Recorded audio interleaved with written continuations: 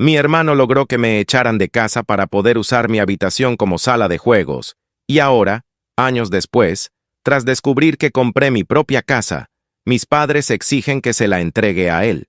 Cuando era más joven vivía con mi mamá, mi padrastro y mi medio hermano menor. Mi hermano siempre fue su favorito, porque mi mamá odiaba verme, ya que le recordaba a mi papá, a quien había engañado, y por alguna razón me culpaba por ello. A menudo me ignoraban y me dejaban de lado. Durante años traté de ignorar esto y salir adelante, pero la situación se volvió insoportable cuando tenía unos 14 años. Mi hermano estaba malcriado y siempre conseguía lo que quería. Le gustaban mucho los videojuegos, y con el tiempo, comenzó a quejarse de que la casa no tenía suficiente espacio para que él tuviera su propia sala de juegos, algo que había visto en algún lugar, y ahora quería. Mis padres entonces comenzaron a insinuar que yo debería irme de la casa para que mi hermano pudiera usar mi habitación como su sala de juegos. Al principio pensé que estaban bromeando ya que a menudo me decían que me fuera de la casa y que mi presencia allí era inútil, pero luego me di cuenta de que hablaban en serio. Comenzaron a presionarme para que me fuera, diciendo que prácticamente era un adulto y que era hora de seguir adelante. Les dije que ni siquiera tenía edad para tener un trabajo, no tenía a dónde ir y estaba lejos de ser un adulto. Pero con el tiempo, decidieron que era hora de que me fuera y un día llegué a casa de la escuela para encontrar todas mis pertenencias tiradas en la acera. Fue increíblemente duro. Tuve que ir de refugio en refugio hasta que apareció un ángel y me adoptó. Era una oficial de policía que vivía cerca del refugio donde me quedaba más tiempo, y llegamos a conocernos. Unos meses después, me llevó a vivir con ella y finalmente me adoptó. Honestamente, si no hubiera sido por ella, no sé cómo habría logrado seguir adelante. Pasaron los años y hice mi mejor esfuerzo por seguir adelante. Trabajé duro, estudié, y ahorré suficiente dinero para comprar mi propia casa, con mi propio negocio. No podría haberlo hecho sin mi madre adoptiva, sin duda, ya que ella financió mi educación y me ayudó a pagar para iniciar mi negocio. Ahora que las cosas me iban bien, también compré una casa para ella para que pudiera dejar de alquilar. Sin embargo, cuando mi familia biológica se enteró de que había comprado una casa, y una casa para mi madre adoptiva, aparentemente porque el tipo que me vendió la casa era amigo de mi familia, todo empeoró de nuevo. Comenzó con un mensaje de mi padrastro, seco y directo, como si nunca me hubiera echado a la calle. Nos enteramos de tu casa nueva. Ya era hora de que hicieras algo por la familia que te crió. Eso me dio náuseas inmediatamente. ¿La familia que me crió? ¿La misma que me expulsó a los 14 para que el principito pudiera tener espacio para jugar videojuegos? ¿La misma que nunca me dio un abrazo? Un todo va a estar bien. Un plato de comida caliente cuando me iba a dormir llorando. La misma que me dejó a merced de la calle, sin siquiera preguntarse si sobreviviría. Al día siguiente, mi madre me llamó. La última vez que escuché su voz fue en un grito diciéndome que me quitara de la acera porque estaba interrumpiendo la fachada de la casa. Contesté por impulso, tal vez queriendo entender hasta dónde llegarían con esta desvergüenza. No preguntó cómo estaba. No preguntó si era feliz, si estaba sano. No, fue directo al grano. Tu hermano se va a casar y necesita un lugar para empezar su vida. Tú no necesitas 2 casas. Sentí una ira tan profunda que mi mano comenzó a temblar. Respiré hondo y respondí lo más calmado que pude. ¿Quieres que entregue la casa por la que luché años para conquistar a alguien que nunca tuvo que luchar por nada en la vida? ¿Solo porque se va a casar? Y ella, sin dudar, dijo: es tu hermano. La familia se ayuda entre sí. Casi me río. La familia se ayuda entre sí. Dormí en bancas de parques, con hambre y miedo. La familia se ayuda entre sí. ¿Dónde estaban cuando necesitaba zapatos nuevos para ir a la escuela? ¿Dónde estaban cuando me golpearon en uno de los refugios y nadie apareció a visitarme en el hospital? Colgué sin decir nada más. Pensé que tendría paz después de eso, pero subestimé su capacidad para cruzar todos los límites. Días después, comenzaron a llegar mensajes de números desconocidos. Uno de ellos decía: te vas a arrepentir de darle la espalda a tu familia. Otro: tienes una deuda de sangre con nosotros. Mi madre adoptiva incluso recibió un mensaje anónimo diciendo que estaba interfiriendo demasiado en una familia que no era suya. Eso realmente me llegó. Fui a la estación de policía a presentar una denuncia. Ya tenía contactos, ya sabía qué hacer. Era diferente del niño frágil que habían expulsado años atrás. Y más, tenía un nombre, tenía un historial limpio, tenía pruebas, pero no se detuvo ahí. Lo que realmente me hizo explotar fue cuando mi ex compañero de escuela, ahora vecino de mis padres biológicos, me dijo que mi madre andaba diciéndole a todos en el barrio que yo era un desagradecido, que la casa que había comprado era una herencia de mi padre, el mismo padre al que engañó y odió, y que había renunciado a mi sangre por dinero. Esa fue la gota que derramó el vaso. Si guerra era lo que querían, guerra era lo que iban a tener. Esa noche no dormí. Daba vueltas en la cama, rumiando cada palabra, cada recuerdo no resuelto, cada cicatriz que me habían dejado. Era como si, después de años de reconstruirme, hubieran arrancado un pedazo de mi alma y lo hubieran escupido con desprecio. No iba a dejarlo pasar. Por primera vez, decidí enfrentarlo de frente. No por mí, sino por esa versión de 14 años de mí mismo, que lloraba abrazando su propia ropa tirada en la acera mientras su hermano recibía un PS5 con el dinero que debería haber sido para mi uniforme escolar. A la mañana siguiente, fui al barrio donde crecí. No porque sintiera nostalgia, sino porque quería mirarlos a la cara y mostrarles lo que habían perdido. Estacioné mi auto nuevo frente a la vieja casa descascarada que una vez me obligaron a llamar hogar. Seguía siendo el mismo lugar sin color, pero ahora con más grietas, más basura enfrente y un aire aún más decadente. Toqué el timbre firmemente, sabiendo que el infierno estaba a punto de comenzar. Quien abrió la puerta fue mi hermano, ahora de poco más de 20 años, con una panza cervecera que no concordaba con su edad, y la misma mirada malcriada de siempre. Cuando me vio, sus ojos se agrandaron y trató de forzar una sonrisa cínica. «Oye, hermano, ¿viniste a entregar las llaves?» Me reí. En su cara. Una risa seca, de esas que queman en la garganta por tanto desprecio acumulado. «No, vine a decirte que si tú o nuestros padres me contactan de nuevo, los llevaré a todos a los tribunales por acoso moral, calumnia e intento de extorsión. Y tengo pruebas. Ah, y una cosa más», dije, sacando mi teléfono del bolsillo y mostrando la grabación de la llamada de mi madre, los mensajes, las capturas de pantalla de las amenazas. «El abogado ya tiene todo esto». Se puso pálido. «Estás exagerando. Es solo una casa. No es solo una casa. Es mi vida. Es todo lo que conquisté con sudor, lágrimas y un deseo inmenso de nunca más depender de gente como ustedes». Trató de argumentar, pero mi madre apareció en la puerta. Todavía tenía esa mirada de desdén, como si yo fuera una mancha en la perfección de su familia. Pero algo cambió cuando se dio cuenta de que hablaba en serio. Muy en serio. Cuando vio que ya no era el niño callado, sino un hombre que sabía defenderse. ¿Realmente estás dispuesto a darle la espalda a tu propia madre? No tengo madre. La mujer que me crió está muy bien en la casa que le regalé. Tú solo me diste a luz. Y aún eso, tal vez fue contra tu voluntad. Se quedó sin palabras. Por primera vez en toda mi vida, vi a mi madre biológica sin palabras. Y fue en ese silencio que me despedí. No con lágrimas, con alivio. Llegué a casa ese día con el corazón liviano. Sabía que no sería el final de la guerra, pero había tomado la primera postura realmente confrontacional. Ya no estaba huyendo. Y ellos se dieron cuenta de eso. Pero como predije, no se dieron por vencidos. Y su próximo ataque sería más sucio de lo que podía imaginar. Debería haber predicho que no aceptarían un no. La gente como ellos no se rinde. Solo recurre a la siguiente forma más baja de manipulación.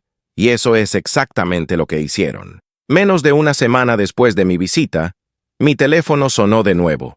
Era una trabajadora social. Al principio pensé que era alguna burocracia relacionada con mi negocio, tal vez algún proceso de inspección, pero la llamada me impactó. «Señor, recibí una denuncia anónima diciendo que la señora que vive con usted, su madre adoptiva, está siendo mantenida en condiciones abusivas que se le impide salir de la casa, que está siendo explotada financieramente. En ese momento, se me heló la sangre. No por el contenido del reporte, porque era obviamente falso, sino porque sabía exactamente de dónde había venido. «Puedo garantizar que esto es absurdo», dije, tragándome la ira. «Mi madre es libre, independiente, y su dinero está seguro. Tiene una tarjeta, una cuenta bancaria y más libertad que muchas personas por ahí. Pero si quieren, pueden venir aquí y hablar con ella personalmente». Y eso es lo que hicieron. 2 días después, tocaron a mi puerta.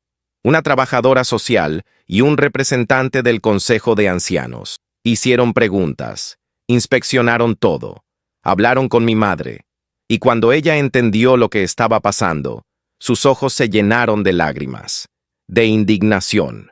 «Están tratando de destruirte de nuevo, hijo mío», dijo, abrazándome fuerte. «Pero ahora no estás solo, no lo van a lograr». Cuando los agentes se fueron y vieron que todo estaba perfectamente en orden, les pedí que registraran en un informe oficial que la queja era infundada. Pero no me iba a quedar ahí. Llamé a mi abogado y, esta vez, me tomé en serio la palabra demanda. Suficientes amenazas veladas. Habían cruzado una línea que nunca debería haberse cruzado. Mientras tanto, comenzaron a aparecer rumores en las redes sociales de la ciudad. Mis padres, por supuesto, estaban difundiendo historias de que yo había embrujado a esa policía, que me adoptó por interés y que ahora usaba su dinero para comprar casas y presumir, como si no hubiera pasado años vendiendo dulces en las esquinas para pagar cursos preparatorios, como si no hubiera hecho cada maldita entrega, trabajado como mesero, alternado entre turnos, noches sin dormir y días estudiando hasta quedarme dormido. Podría haberlo ignorado, dejarlo pasar, pero algo en mí ardía por justicia. Así que contacté a un periodista local, un amigo de la universidad, y le conté toda mi historia, desde el abandono, hasta la adopción, hasta la lucha, hasta la victoria. Se quedó impactado. Le pedí que no mencionara nombres, solo que contara la historia de un niño rechazado por su familia que reconstruyó su propia vida con la ayuda de una mujer que lo amó sin ninguna obligación. El artículo salió 2 días después con el titular: «El niño que fue desechado y construyó un imperio con amor y resistencia». Ese fue el detonante. Mi teléfono explotó con mensajes. Gente que nunca había visto me enviaba apoyo. La gente comentaba: «Te conocía en la escuela, realmente te trataban como basura». Otros decían: «Esta mujer es una heroína, y tú eres un ejemplo». Y por supuesto, mis padres también lo vieron, y no lo pudieron soportar. Mi madre me llamó de nuevo llorando, pero no de arrepentimiento, de ira. «¿Cómo pudiste exponer a nuestra familia así?» «No expuse a nadie, solo dije la verdad. La vergüenza no es mía». Y colgué. Ese día fue el primero que dormí con el alma en paz, pero su juego aún no había terminado, y el próximo movimiento sería aún más sucio. Pensé que después del artículo se retirarían.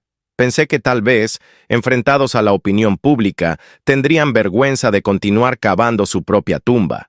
Pero subestimé el tipo de personas que se alimentan de veneno. Cuando perdieron la narrativa, también perdieron cualquier máscara que les quedara. Y lo que hicieron después me mostró que ya no solo querían la casa, querían destruirme. Comenzó con una citación judicial, una demanda presentada contra mí. ¿Razón? Apropiación indebida de herencia familiar. Sí, leyeron bien. Mis padres biológicos alegaban que la casa que compré, con mi propio trabajo, a mi nombre, con la escritura registrada y pagada, había sido comprada con dinero que, según ellos, provenía de una supuesta herencia de mi padre biológico. Ese mismo padre que murió sin dejar ni un reloj viejo, y a quien mi madre engañó y detestó. Estaban alegando que me había apropiado de algo que pertenecía al clan familiar, como si alguna vez hubiera sido parte de un clan. Y para completar el delirio, adjuntaron conversaciones distorsionadas, mensajes truncados, e incluso un testigo a la demanda, la vecina chismosa, que juró haber escuchado a mi madre adoptiva decir que la casa había sido un regalo de un pariente. Me reí. de verdad, porque era tan absurdo que rayaba en lo cómico. Pero mi abogado no lo encontró gracioso. Me explicó que aunque era un caso sin base legal, la demanda podía perjudicarme, bloquear transacciones, dañar mi nombre en el mercado, crear fricciones con clientes y más. Estaban tratando de usar la justicia como arma de venganza. Ahí fue cuando entendí. Esto no era solo sobre una casa. Era personal. No podían soportar verme ganar. No podían soportar el hecho de que, a pesar de todo lo que hicieron, había tenido éxito, que el plan de borrarme había fallado, y que el niño que echaron a la calle se había convertido en alguien que podía contar su propia historia y ser escuchado. Pero no me iba a rendir. Comencé a prepararme. Organicé todos los documentos, todos los recibos, contratos, fotos de construcción, transferencias bancarias. Le pedí a mi madre adoptiva que diera una declaración por escrito y lo hizo con lágrimas en los ojos. Reportó todo, desde el día que me encontró en el refugio hasta el momento en que firmó mi adopción, incluyendo las noches que me llevó al hospital con ataques de ansiedad por el trauma del rechazo. Y mientras nos preparábamos para responder legalmente, algo inesperado pasó. Recibí un mensaje de la esposa de mi hermano, o más bien, de su prometida. Un mensaje enorme. Dijo que estaba reconsiderando el matrimonio, que nunca supo la historia completa, que había creído las versiones de la familia porque, en sus palabras, nadie inventaría algo tan horrible contra su propio hijo. Pero después de leer el artículo y ver las capturas de pantalla que se filtraron en los comentarios, comenzó a unir las piezas. Me dijo que mi hermano era agresivo, controlador, que vivía con ataques de ira, y que ahora, con la boda acercándose, se estaba convirtiendo en alguien que apenas reconocía. Y luego, soltó la bomba. Solo quería disculparme contigo y agradecerte. Si no fuera por tu historia, tal vez estaría a punto de cometer el peor error de mi vida. Respondí respetuosamente, deseándole fuerza, dejando claro que no guardaba rencor contra ella. La culpa no era suya. Era de aquellos que siempre pensaron que podían manipular todo y a todos sin consecuencias. Y ahí me di cuenta de algo. La venganza más poderosa no era destruir. Era vivir tan bien que su existencia pareciera insignificante. Pero la historia aún no había terminado. Todavía tenían un golpe más guardado, y sería el más sucio de todos. Pensé que ya había visto todo lo que venía de ellos. Pero el golpe final fue tan sucio, tan bajo, que por un momento me sentí como ese niño de 14 años otra vez, parado en la acera con una mochila rota, tratando de entender cómo alguien puede ser tan cruel con su propia sangre. La audiencia de la demanda se acercaba. Mi abogado estaba confiado, teníamos todos los documentos necesarios, pruebas irrefutables, y el juez ya había solicitado una auditoría de las cuentas y propiedades involucradas. Todo apuntaba a que serían oficialmente desenmascarados, con sello y todo. Y ahí fue cuando decidieron jugar sucio una última vez. En la víspera de la audiencia, mi madre adoptiva tuvo un accidente, un atropello y fuga, en la puerta de su casa, a plena luz del día. Y el conductor, un conocido de la familia biológica, un tipo que solía frecuentar las fiestas de mi madre cuando aún vivía con ellos, alegó que ella se tiró frente al auto de repente, pero los testigos dijeron lo contrario. Dijeron que la vio cruzando, aceleró y solo frenó después de golpearla. Mi madre se rompió la pierna, tuvo raspones, pero gracias a Dios no estaba en peligro mortal. Aún así, el impacto psicológico fue devastador. Lloraba diciendo que era su culpa, que estaban tratando de lastimarla porque ya no podían alcanzarme a mí. Y eso me destruyó. Me quedé junto a su cama del hospital por horas, mirando a la mujer que me salvó de la alcantarilla, ahora acostada ahí, herida por mi culpa, o más bien por culpa de ellos. Y juré, ahí mismo, que esto iba a tener un final real. Al día siguiente, fui a la audiencia con el alma en llamas. Entré a la sala con cara calmada, pero por dentro, cada célula de mi cuerpo quería gritar. Mis padres estaban ahí, mi hermano también, con ropa formal, pretendiendo ser víctimas de un hijo desagradecido. La misma actuación de siempre. pero esta vez no iba a funcionar.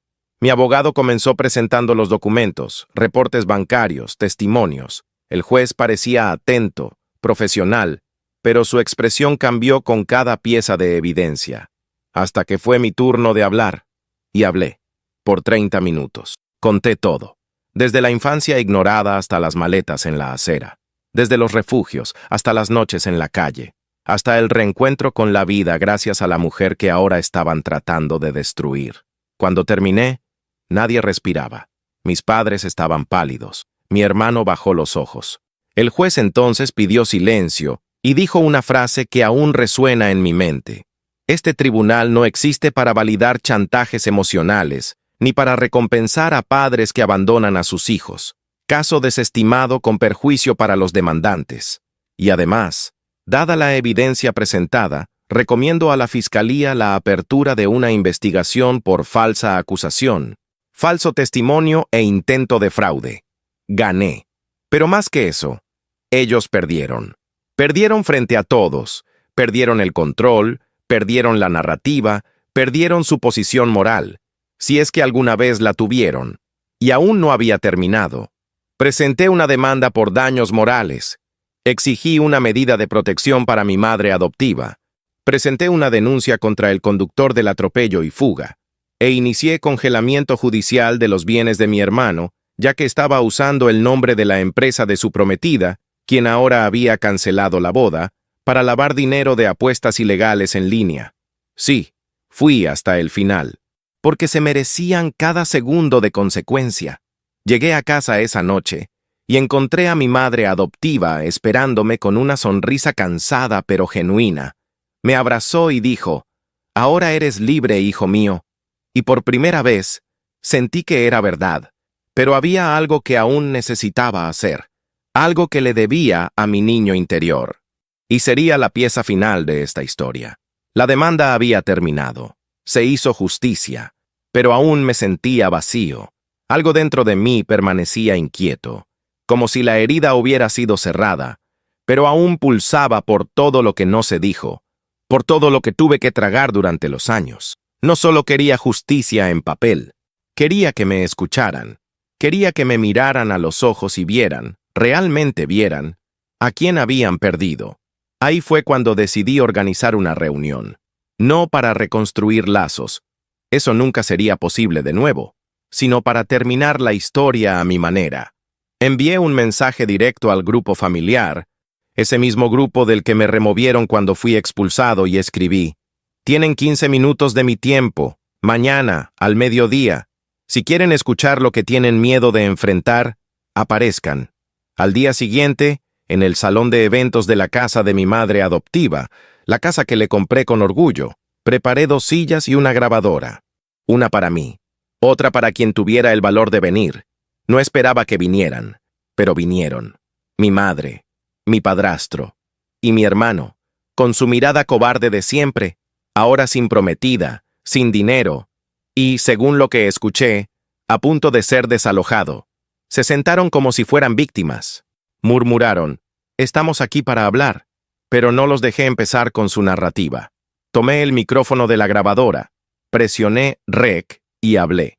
Quiero que esta conversación sea grabada, no para la justicia, ni para redes sociales, sino para mí mismo, para nunca olvidar quién fui, a quién trataron de borrar, y en quién me convertí a pesar de ustedes. Mi madre trató de interrumpir, diciendo que estaba enferma, que todos cometen errores, pero la detuve con un gesto. ¿Errores? Un error es olvidar un cumpleaños. Un error es gritar en medio de una pelea. Lo que hicieron fue abandono, fue crueldad premeditada. Echaron a un niño a la calle, a un niño, para satisfacer los caprichos de un niño malcriado. Mi padrastro resopló, diciendo que siempre fui desagradecido, que ellos tenían sus problemas. ¿Y creen que yo no tenía los míos? Dormí en pisos fríos, me echaron de refugio en refugio, crecí aprendiendo a tragar dolor, mientras ustedes alimentaban el ego de un niño que nunca tuvo que trabajar, que hoy vive tratando de extorsionar a la única persona que logró ganar sola. No criaron a un hijo, criaron a un parásito. Mi hermano permaneció en silencio. Por primera vez, tal vez, entendiendo que su imagen ya no estaba protegida por el manto de las mentiras de mi madre. La máscara había caído. No los odio, continué, enfrentando a cada uno de ellos, porque odiar aún requeriría que significaran algo para mí. Y hoy no lo hacen. Lo que me mueve ahora es gratitud. Gratitud por haberme expulsado, porque sin eso, nunca habría conocido a mi verdadera madre. Nunca habría encontrado mi fuerza. Y nunca habría aprendido que familia no es sangre. Familia es quien te levanta cuando todos te dan la espalda. Me levanté, presioné stop en la grabadora y terminé. Ahora sí, soy libre. No dijeron nada. No podían. Y me fui, sin mirar atrás. Meses después, recibí una notificación de que mi madre biológica había solicitado asistencia social. La demanda por daños continuó. Y sus vidas se desmoronaron. Pero no sentí placer en eso. Sentí paz, porque ahora sabía quién era, sabía lo que había conquistado, y sobre todo, sabía que mi historia era una de victoria, no de venganza. Hoy, doy conferencias sobre superación de adversidades. Mi empresa creció, y mi madre adoptiva, mi verdadera madre, vive conmigo, llena de salud, rodeada de amigos que la tratan como la reina que es. Y cada vez que me miro en el espejo, veo no solo el reflejo de alguien que ganó, sino la mirada tranquila de alguien que fue al infierno y regresó construyendo puentes.